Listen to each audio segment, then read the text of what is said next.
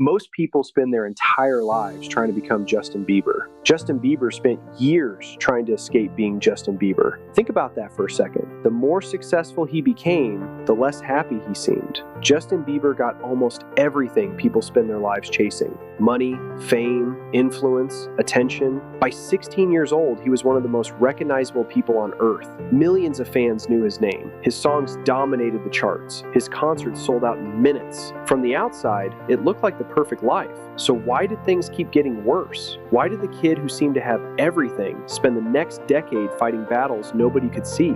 And why, years later, when Justin Bieber stepped onto the Coachella stage with millions watching once again, were people still asking the same question? Was Justin Bieber finally okay? Or had fame taken more from him than anyone realized? Because Justin Bieber's story isn't really about becoming famous, it's about surviving what came after. And to understand that story, we have to go back to the beginning, back before the stadiums, back before the headlines, back before Justin Bieber became Justin Bieber. He was just a kid from Stratford, Ontario. No famous parents, no industry machine, no roadmap. His mother uploaded videos of him singing online so family and friends could watch. That was it. Nobody was trying to build a superstar. Nobody was trying to create a global brand. But sometimes, history starts in the smallest moments. One of those videos eventually found its way to Scooter Braun. Within minutes, Braun believed he had found something special. Within months, Justin was recording professionally. Within a few years, he was becoming one of the biggest stars on earth. And that's where the real problem began. Because Justin Bieber didn't become famous, he became too famous. Most celebrities climb the mountain one step at a time. Justin Bieber got dropped near the summit, and he was completely unprepared for what came next. At 16 years old, Justin Bieber couldn't leave a hotel without hundreds of people waiting outside. Not because he was a president, not because he was a billionaire, because he was Justin Bieber. Imagine trying to walk outside. Security is forcing a path through the crowd. Phones are pointed at your face from every angle. People are crying. People are chasing your vehicle. And you're still a teenager. That wasn't an occasional experience. That was normal life. The song Baby exploded. Concerts became chaos. Airports became events. Shopping trips became news stories. Every appearance became content. The world wasn't just listening to Justin Bieber. The world was watching him every second. And that's when fame stopped feeling like a reward. Because fame always sends a bill. The only question is when it arrives. At first, Justin looked unstoppable, but slowly, something changed. The internet discovered a new hobby: watching Justin Bieber fail. Every awkward interview became a meme. Every mistake became a headline.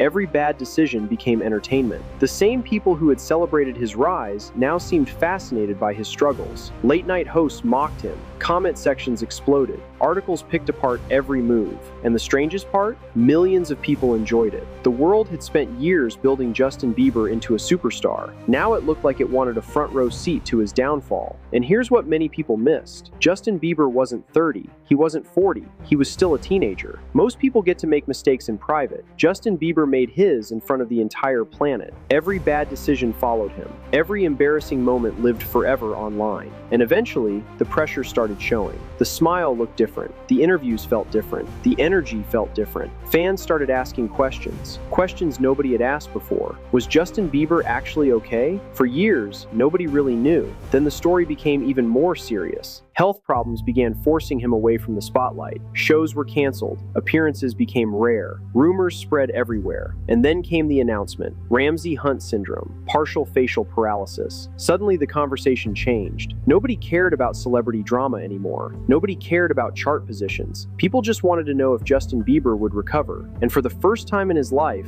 fame wasn't the biggest challenge he faced. His own health was. This was the lowest point of the story. Not because Justin Bieber was losing popularity, because for the first time, people weren't worried about his career. They were worried about him.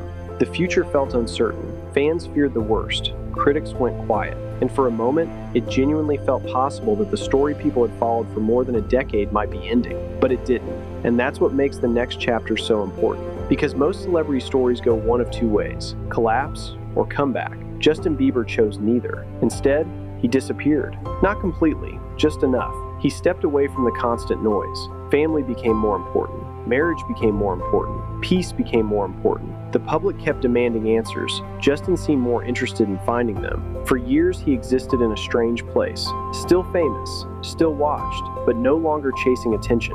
And then came Coachella. the moment that had been building for years. Not because people wanted another hit song, not because people wanted nostalgia, because people wanted proof. Proof he was okay. Proof he could still stand on a stage. Proof that after everything that had happened, Justin Bieber was still standing. When he walked onto that stage, it wasn't just another performance. It was a test of everything he had survived. The fame, the pressure, the backlash, the mistakes, the health battles, the years of uncertainty. Millions of people watched. Some were looking for signs of the old Justin Bieber. Some were looking for signs that he was struggling. But maybe they were asking the wrong question. Because Justin Bieber wasn't trying to become the old Justin Bieber. He wasn't trying to relive 2010. He wasn't trying to prove his critics wrong. He wasn't trying to prove he was still famous. He never needed to prove that. He was proving something much harder, that fame hadn't finished the story for him. The strange thing about Justin Bieber is that he never became what people predicted. He wasn't the perfect child star. He wasn't the disaster people expected.